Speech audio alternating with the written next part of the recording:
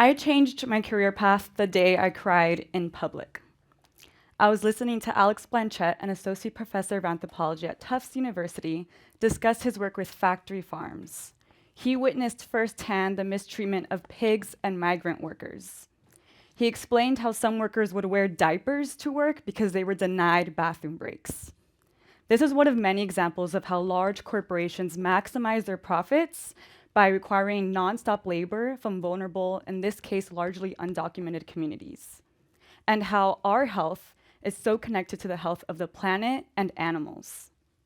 Before that day, I had planned to embark on a career in wildlife conservation. And while I still advocate for animals, I realized that day that I could not advocate for animals without advocating as well for marginalized communities, because again, our health goes hand in hand. This really hit home to me, and I cried right in the middle of class, as you can imagine, not something that I wanted to do, because my parents were undocumented at one point in their lives in this country. Those workers falling ill due to inhumane and unhygienic work conditions could have been them. My family is from Colombia. Colombia is the second most biodiverse country in the world, and per square mile, we're actually the most biodiverse. We're right behind Brazil. Colombia, we love nature. We rely on the Andes Mountains, our valleys, our rivers, the Amazon rainforest. We have the Atlantic and Pacific Ocean on our coast. We rely on all these different ecosystems for peace, for livelihoods, for food, water, for everything. For many of us, nature isn't simply nice to have, it is needed, and it's magic. We feel the connection to nature because we rely on it so much, and also because we know what it's like to have it when it's lost. When so many foreign policies from the United States, from European national policies, they come to monopolize our food and water sources. They pass policies like Plan Colombia, which is a US-backed practice of spraying glyphosate, a pesticide, over our campesinos, our rural farmers, so they can continue their policies at the expense of our people, our wildlife, our biodiversity. We know what it's like to not have nature, and we also know that restoring nature restores our communities. Para Colombia y toda Latinoamérica, restaurar la biodiversidad es necesario. Y cuando hagamos eso, empoderamos nuestras comunidades.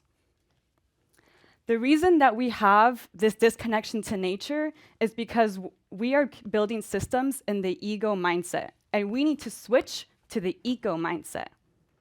The ego mindset allows us to create hierarchies, whether between humans and other species or humans and other humans, based on race, class, gender, etc. But in the eco mindset, we see ourselves as part of a whole. And that's when we carry out our ecological role. Because we are merely one species of many on this planet, we cannot carry natural cycles on our own. And so we know that we have to connect with other species to carry out the balance of Earth's ecosystems. The ego mindset, or the egotistical mindset, drives us to create systems based on that hierarchy, and that's what we are seeing here now today, all over the world. That is what is ultimately leading to our downfall. But we can switch to an ecological mindset. Again, when we see ourselves as part of nature. Because when we do that, everything changes. A whole world of possibilities comes about. And we start to create climate solutions that work for all species and all people. To do that, we can adopt 3 values in the eco mindset. We can see ourselves all as equal, all humans as equal. We can coexist with other species, and we can live open-hearted. Meaning we live empathetically and compassionately, because at the end of the day, this is out of love for each other, out of love for our blue and green home, the only one we have and know, and out of love for every other animal, insect, every other living being, because we realize we all want the same thing, to live abundant, healthy lives. But we need action. We all know that. Change does not happen on its own. Adopting the values is the first step. We actually need to make those into action so we can see that play out in real life, play out in our daily lives, to change the way that we govern, transform society as a whole. So to do that, we can adopt 3 principles. We can educate one another, collaborate with one another and with other species, and we can organize our efforts. We've seen so many social justice movements, like the civil rights movement, do that before. We can do it again, and we can do it together, because that's the only way it's going to get done. I believe that we can do this, and I believe that because I see it, and I also see the alternative. We have no other option.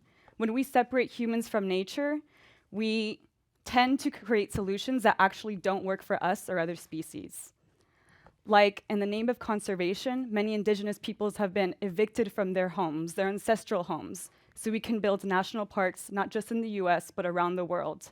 That is not conservation. We cannot harm people in the name of conservation. You can just ask the Maasai people in Tanzania, who earlier this year were ruthlessly evicted from their homes, just so a foreign company can come in and set up a trophy hunting reserve. We need to switch our mindset so we can create solutions that actually work and that are actually sustainable and long-term. And we are already doing this. We can build wildlife corridors so people and animals can travel safely. In Colombia, we have the jaguar-friendly seal. The jaguar is a keystone species, meaning we need it to maintain the balance in our ecosystem. And it's also endangered, meaning it's threatened, and we need to make sure that we restore the populations and fast. The jaguar-friendly seal helps jaguars by working with farmers, with those campesinos. And the way that they do that is a farmer is certified under the seal when they set a part of their land to biodiversity. They plant native species again. They welcome the return of biodiversity in the mountain ecosystem.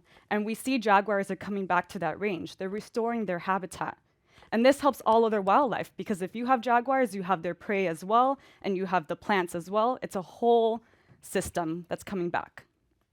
This actually helps the farmers as well, because when they have that jaguar-friendly seal, they receive a premium on their products. They're paid more for that same coffee, and the coffee is actually way better because the soil-friendly practices that they're using are benefiting, again, the whole system.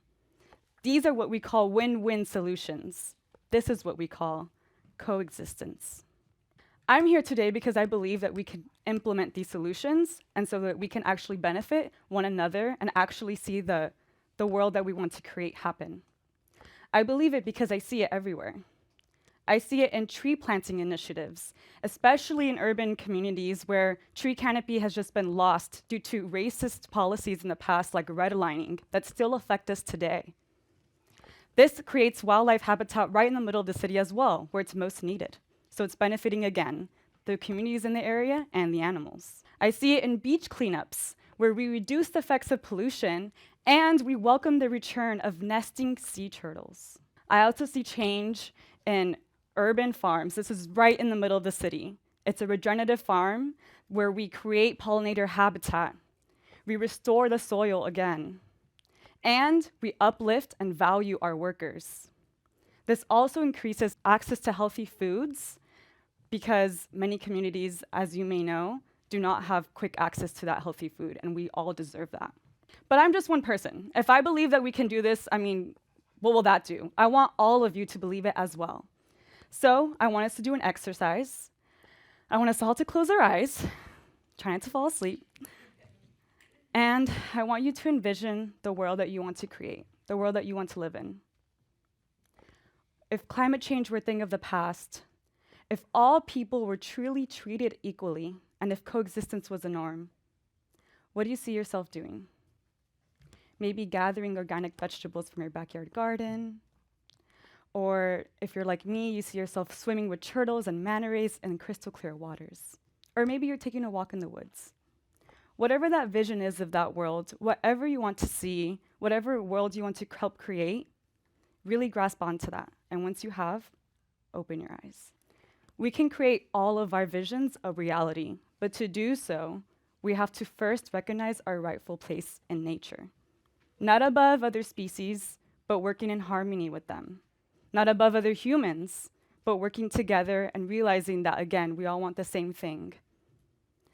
So I hope the next time I cry in public, it's not because of despair and frustration or confusion, but from the sheer joy of seeing all of us come together and create those different worlds, those different realities that we all want to see, and create that sustainable, equitable future that we all deserve. Thank you.